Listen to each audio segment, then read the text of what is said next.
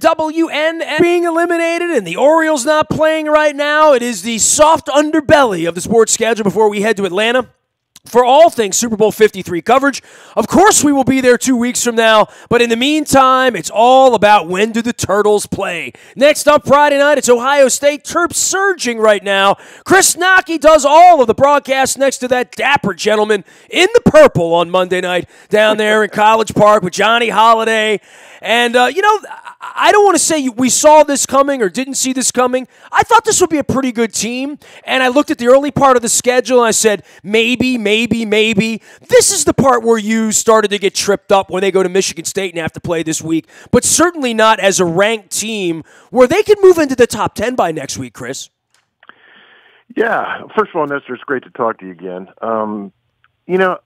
There's just so much parity. I hate to use that word because it's so overused, but that's kind of the rule of thumb now in sports. And the Big Ten, Big Ten this year is sort of just like that. It's a microcosm, and so what you have is you have a group of teams that are very comparable. And Maryland, to their credit, has two really dynamic players at arguably the most important positions on the floor: your point guard and your center. Your big guy. Bruno Fernando is, really put together just a great year. And now, the surge comes from Anthony Cowan turning the corner as a point guard. He struggled early on in the season, but over the last couple of weeks, he's been lights out. And as a result, the team has been very good. Well, you mentioned Cowan, and you said lights out. He struggled at various points, which isn't a problem, but certainly at the end of the game, with the game on the line, which we were all hoping it wasn't going to come to that against Wisconsin with a 20-point lead at one point. But as Church pointed out in the postgame, it's nice to have that situation in real speed and to survive it and win it as a teachable moment, and you know that as a coach. But more than that, you have to have the guy that when you're down 2 and there's 4 seconds left that you're looking to get the ball to. We had Trimble around here for it felt like a long time, and then he went away, and that's been one of the missing ingredients, I feel. He wants the ball, and I've been saying this all week, he's got some little sort of Steph Curry baby-faced assassin thing going on at any point, anywhere on the floor, isn't afraid to shoot.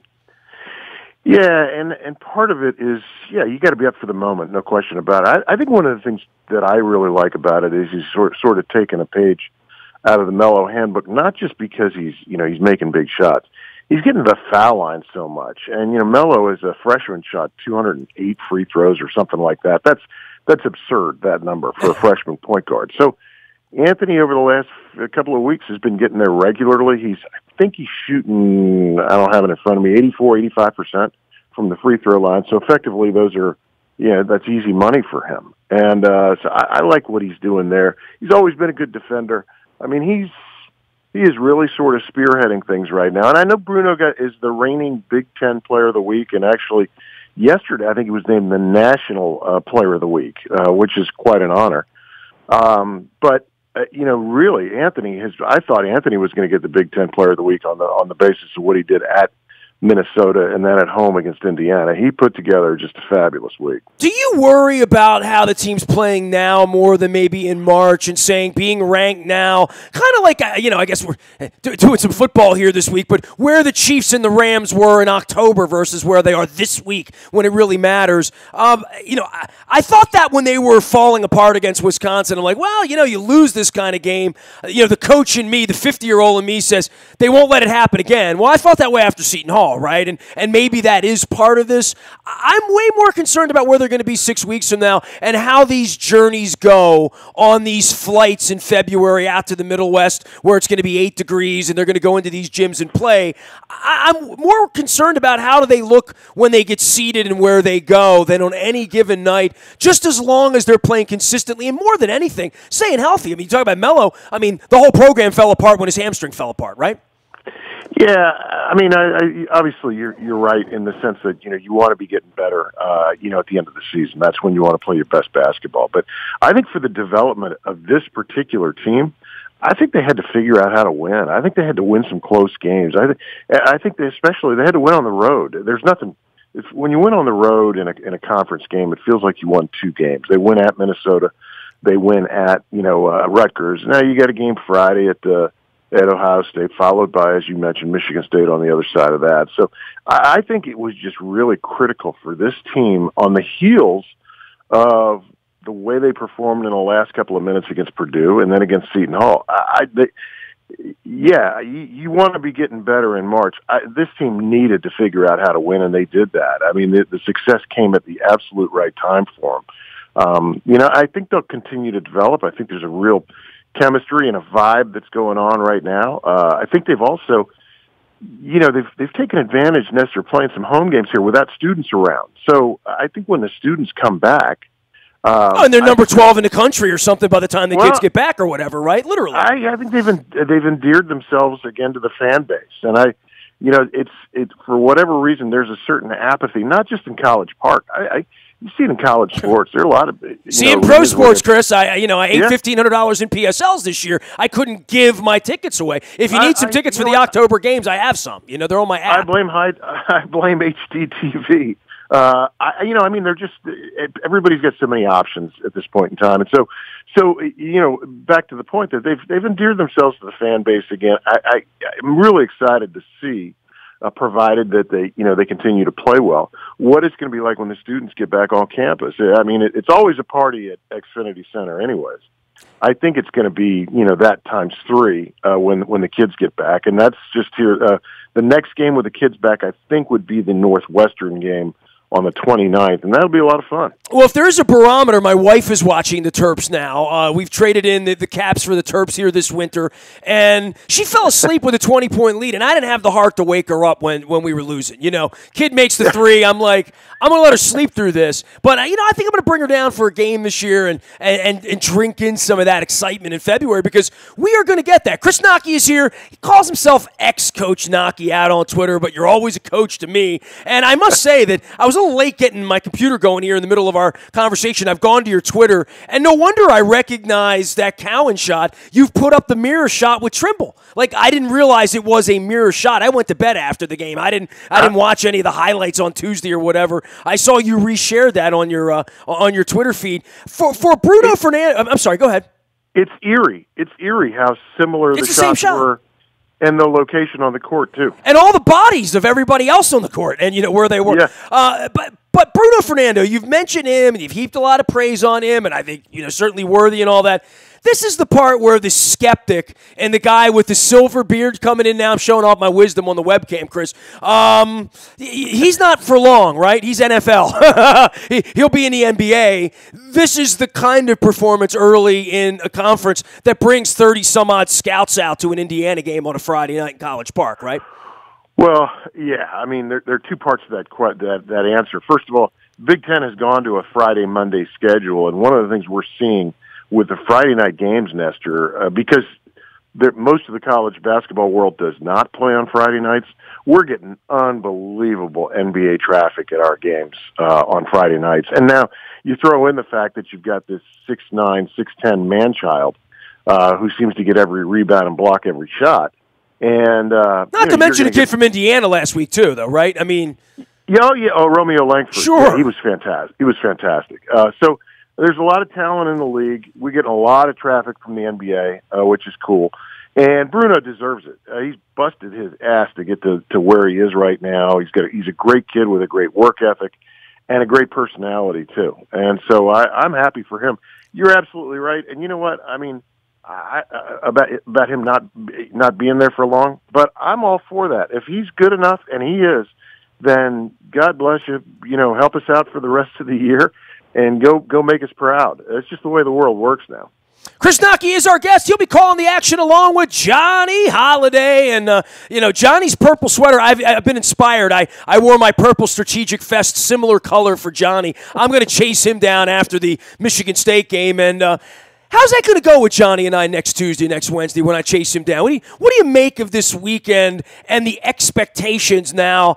I think they've changed for Turgeon. I think they've changed for the team a little bit. And as you pointed out, to the kid who's up on Massapequa, who's coming back to college and his sophomore year at Maryland and signed up for this, he's going to want to be a part of the games moving forward based on watching it on TV. And I think that there's excitement in Baltimore. I mean, there's excitement for anybody But if you're not excited about the Terps right now with the way they're playing, then you're probably not a Terps fan anymore. It just hasn't come to you in the middle of January when the Redskins and Ravens are eliminated. This is the time over the next 6 or 8 weeks to say, hey, let's pay attention. This is a pretty nice team he's put together. They are 6-1 in the best league in the country right now, and so there's a lot to be excited about. You got a lot of quality opponents ahead, starting on Friday night against Ohio State. Just 10 days ago, they were ranked 13th in the country. So there's a lot of meat left on that bone. But there's, again, as you said, there's a lot to be excited about. Not the least of which is the style that these guys are playing and the way they're sharing it. I mean, it's just it's a fun thing to watch right now. Got to enjoy it. For Ohio State and for Michigan State and what these games represent on the road, you said you got to win on the road, that's a special feeling. You really have to win at home, right? And sort of split on the road, kind of, sort of. An interesting mix here, and seeing them mix it up with Michigan State, and maybe Michigan is the elite team, in the conference this year. But there's something about going to East Lansing that I think every fan of Maryland circles it in the way you circled the Duke game or the North Carolina game in the old days. Maybe the Indiana game would be that way, at least for an old school guy like myself. Although we took care of business against them on Friday night. But the Michigan State game's the game that you circle when the season begins and say this sort of will define them a little bit as to where they are in the conference, right? Yeah, I don't think there's any question about it. And, you're right. Michigan right now is the best team in the league. They're ranked third. They're undefeated. I mean, they're on a hell of a roll. But Michigan State is sort of the basketball brand name in the conference. And to that point, it's amazing how good they are year in, year out with a target that they've got on their back. Everybody...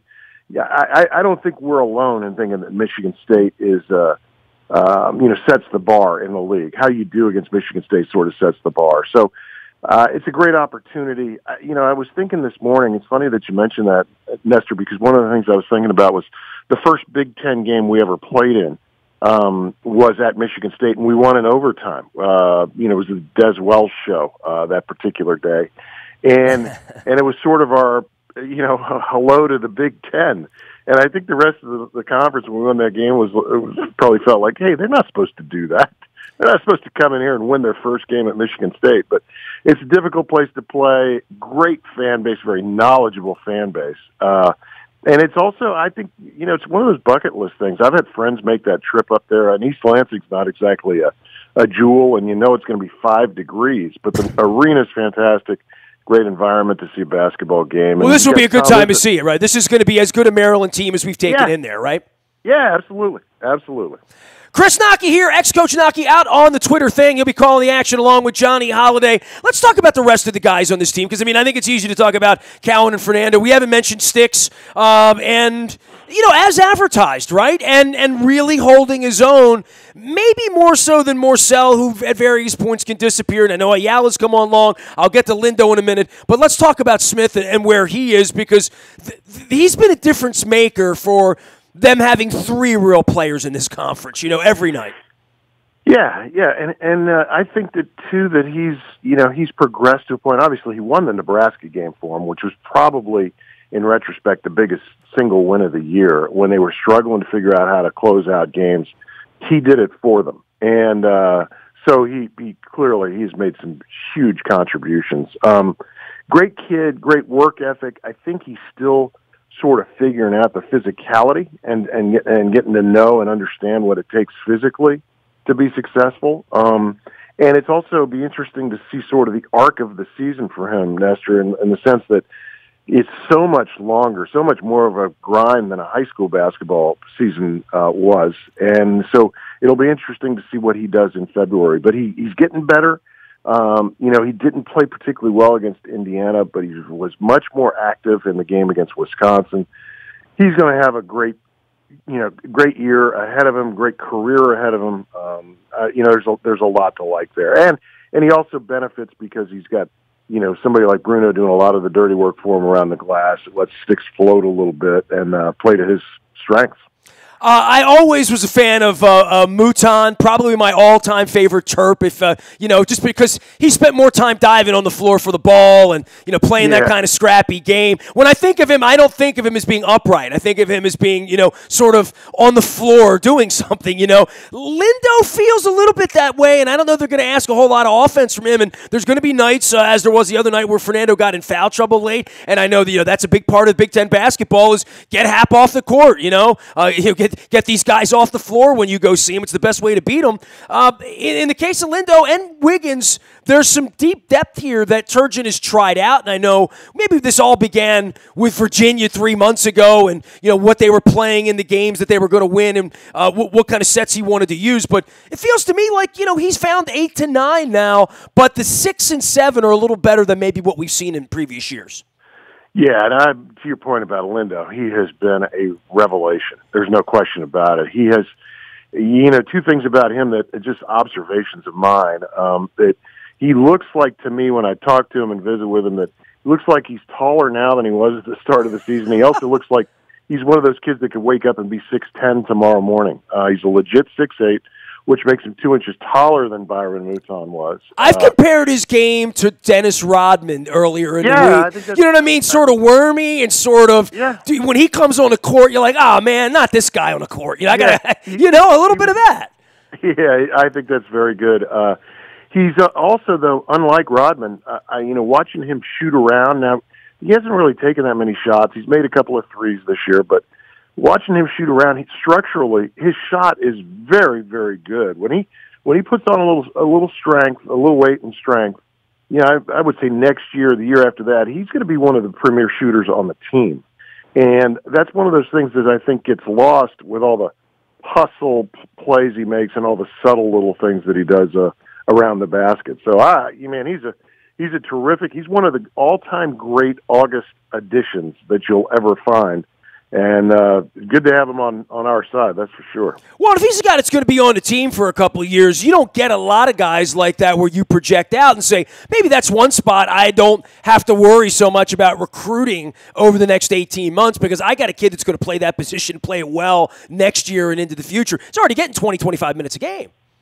Yeah, great energy and great teammate, too. He seems to be one of those guys that everybody enjoys and gravitates towards. So, it was a fabulous summertime pickup by Mark Turgeon and his staff. We haven't discussed Ayala and Morcell at this point. Clearly, Ayala has moved forward here. We've noticed him a lot lately. Morcell, I remember the day he signed over at St. Joe. I went over there and peeked in the window because you couldn't get in the gym. It was nuts over there, and I'm always proud of any of Bino's recruits because, Bino was one of my recruits when he was in the 8th grade. So, Morcell, I know there's more there, and I know, you don't want to beat on a kid 2 years into this thing, but he's going to win a game for them, and I think he's going to play a bigger. Maybe I just expected him to play a bigger role than he's played in some way.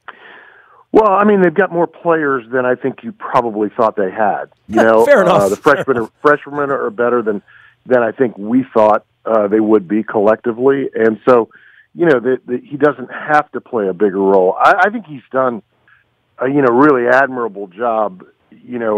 Doing something that most guys don't want to do. And he is always covering the best player on the other team. Point guard, he can cover guys 1 through 4. Spent some time on Ethan Happ the other night. His versatility is fantastic. His defensive versatility. He never hurts you on that side of the floor. He continues to need to develop his offensive game. It is better this year than it was last year. But when he gets subbed out, it's almost always for offensive purposes, whether they need an extra foul shooter on the floor, whether his man is just leaving him to go double Bruno, those sorts of things. So he still needs to continue to develop that parts of his game, but he contributes in a lot of ways, in a lot of subtle ways. Look, I can't get you on here this week after Duke loses and not poop on Duke a little bit. It's just your opportunity. Go for it. Have at it. Well, it's funny. We started by talking about how, the lessons you learn along the journey. I think that's the phrase you used, Nestor. And I've used that often. Talking about. See, the thing is that the Terps could easily have dropped that game against Wisconsin, and then you sort of glass half full, you're thinking, well, that would have been a really bad night, right? I mean, I was thinking that when they're behind by 3 points. My wife's asleep, and I'm like, I'm not waking her up. I mean, and I'm like, this is a bad night here. They're going to lose this game at 10 o'clock that they led by 20 points. That's an ugly – that makes for an ugly road trip. I mean, it probably screws their season up a lot, honestly. Well, but what a remarkable comeback that night made, though, in the sense that Terps come back, Cowan hits the J, they win by 4. And then you find out that Duke goes down at home to Syracuse. So I mean, it's like winning the daily double right there. That's a good night by any metric. I was going to say, it's a Monday night, man. It's a good Monday night in the Big Ten. Hey, safe travels to you to Columbus as well as East Lansing. I'm headed to Atlanta next week for the Super Bowl. I hope we get together maybe sometime after the Super Bowl and talk about the number 8 ranked Maryland Terrapins. Let me know when you're coming down to a game. Appreciate you. Thanks. Ex-coach Knoche. He is Chris Knoche on the Maryland Terps Radio Network along with Johnny Holiday. They'll be calling the game on Friday night as well as Monday night. Maryland, we're all behind you. Everybody's singing the song. We're getting the kids back to class. They're on the road here this week. And a little schedule management for yourself here. Illinois on the 26th. That game's in New York. The 29th, Northwestern is the next home game down in College Park. I will be in Atlanta for that one. Then Wisconsin on the 1st, Nebraska on the 6th on the road, and some home cooking against Purdue on February the 12th. So not a lot of home cooking. Only 2 games between now and February 23rd. What? Nasty at WNST.net finds me. I'm out on Facebook and Twitter and LinkedIn and Snapchat and Instagram and streaming live on our Facebook Live as well as our YouTube WNS TV channel. The buyatoyota.com audio vault is there for you 24 hours a day from anywhere in the world. You can download, listen to what you want, when you want, how you want. The kids call it podcasting. We call it the buyatoyota.com audio vault.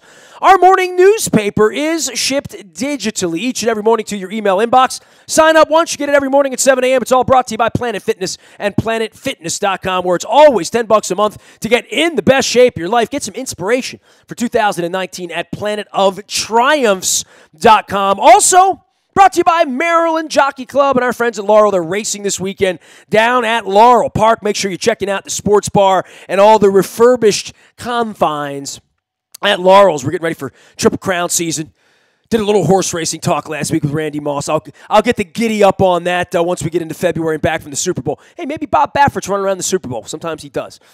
Last but never least, the WNST Tech Service will be there when the Ravens trade the services of Joe Flacco to Team X for draft pick Y. To be determined. You'll get it first on the WNST Tech Service. That's all brought to you by Coons Ford of Security Boulevard. Dennis Colatzos will be here on Thursday, driving you home from 3 until 5. And, of course, all of that brought to you by our friends at Coons Ford of Security Boulevard. And Dennis replays on Sunday, hence the Sunday Sports Voice. I am Nestor. We are WNST.net, AM 1570, and WNST, Towson, Baltimore. And we never stop talking Baltimore sports.